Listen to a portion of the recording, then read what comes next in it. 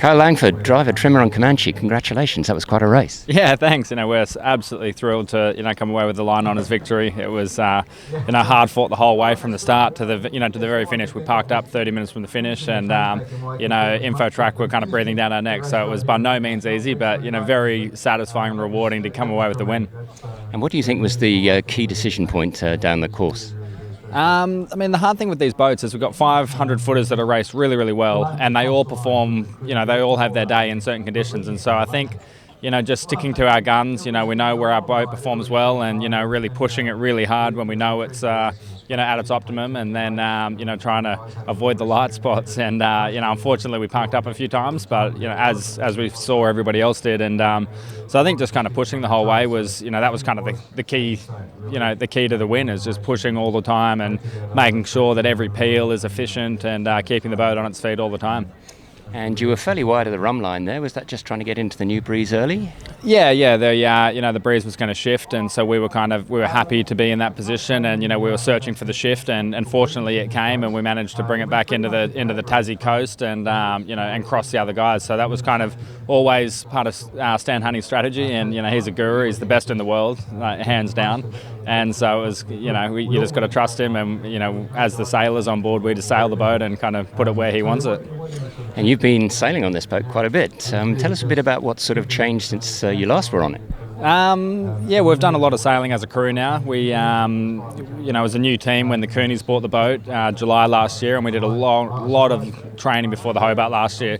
And then this year we did the Transpac race, and then a good lead up to the Hobart again. And really the key things are just getting used to the boat, being comfortable, managing the loads, just being comfortable with the sail changes, being efficient, and just knowing how the boat performs. So we feel like we're quite over the settings and also the sail trim. So just knowing what to put up at what time is how you gain in these boats. And there's still life in the fat boat.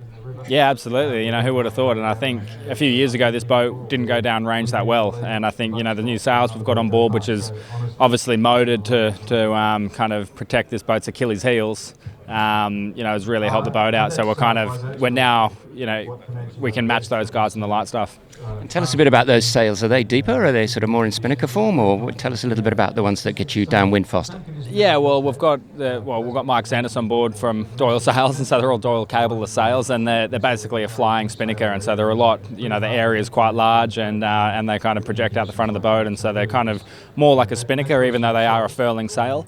And because this boat, when you're not ripping and you're not sending it like we saw when we left the harbour and out of the heads, we're just trying to take the thing low, and that's where Wild Oats is really strong, and Blackjack and those guys. So we're really trying to gear the sail inventory to match those guys and react to their light air performance and their downwind VMG performance. Fantastic. And one last thing, Sail GP coming back. I take it you're back. Yeah, the Sail GP kicks off in February, the last weekend of February in Sydney Harbour, and we've got the same team again this year, and new teams in the competition. Ben Ainsley, and the GBR guys are going to be, in our opinion, they're the team to beat. And so, we can't wait to get back into it. Congratulations today, and good luck with GP. Yeah, thanks. Cheers.